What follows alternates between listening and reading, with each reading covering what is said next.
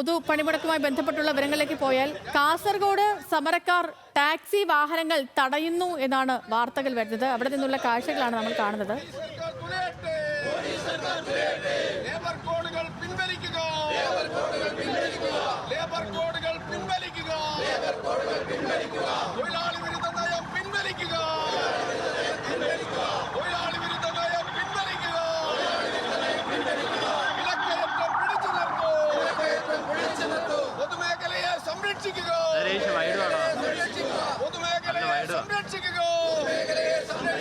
Minimum കൂലി 26,000 ആക്കുക.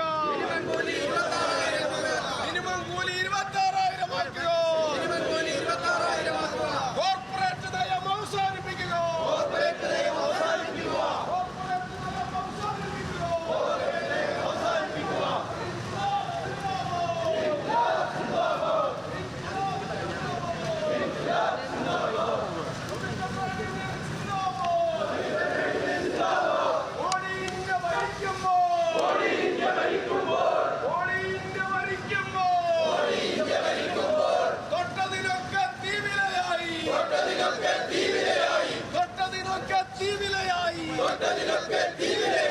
പെട്രോളിനും ഡീസലിനോ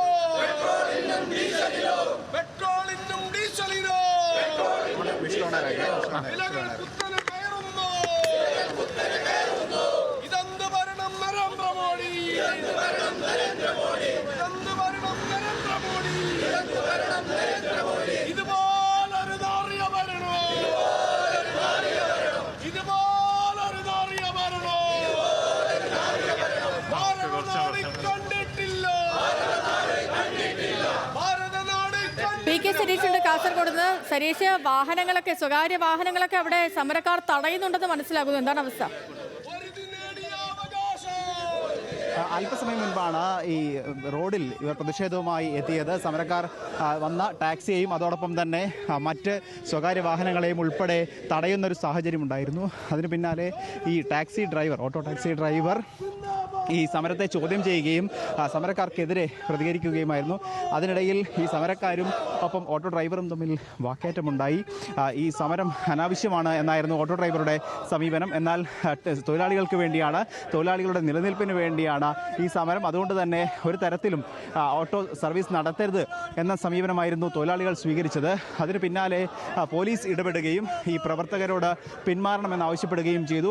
തൊട്ടു പിന്നാലെ നേതാക്കളെടുത്തിയാണ് ഈ പ്രശ്നം പരിഹരിച്ചത്. അതോടൊപ്പം തന്നെ മറ്റ് സംസ്ഥാനങ്ങളിലേക്ക് സർവീസ് നടത്തിയിരുന്ന ലോറികൾ ഉൾപ്പെടെയുള്ളവ തടയുകയും അവരോട് സർവീസ് അവസാനിപ്പിക്കാൻ ആവശ്യപ്പെടുകയും ചെയ്തു.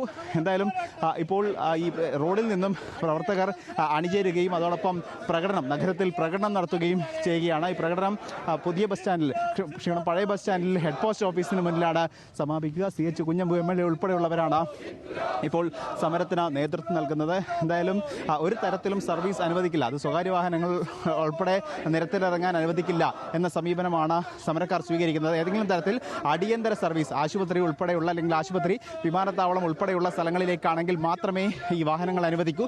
അല്ലാതെ സ്വകാര്യ സ്ഥാപനങ്ങളിലേക്ക് ഉൾപ്പെടെയുള്ള ഒരു തരത്തിലുള്ള വാഹനങ്ങളും നിരത്തിലിറക്കാൻ അനുവദിക്കില്ല എന്ന സമീപനം തന്നെയാണ് ഈ തൊഴിലാളികൾ സ്വീകരിക്കുന്നത്. അതിൻ്റെ ഭാഗമായാണ് നേരത്തെ സ്വകാര്യ വാഹനങ്ങൾ ഉൾപ്പെടെ തടയുകയും ചെയ്തത്. എന്തായാലും പക്ഷേ പല ഭാഗങ്ങളിലും, കാസർഗോഡിൻ്റെ പല ഭാഗങ്ങളിലും ഇപ്പോഴും ഈ ഓട്ടോ ടാക്സി ഉൾപ്പെടെയുള്ള സർവീസുകൾ നടത്തുന്നുണ്ട് എന്നുള്ളതാണ്. അത് തടയുമെന്ന് തന്നെയാണ് ഇപ്പോൾ സമരക്കാർ അറിയിച്ചിരിക്കുന്നത്.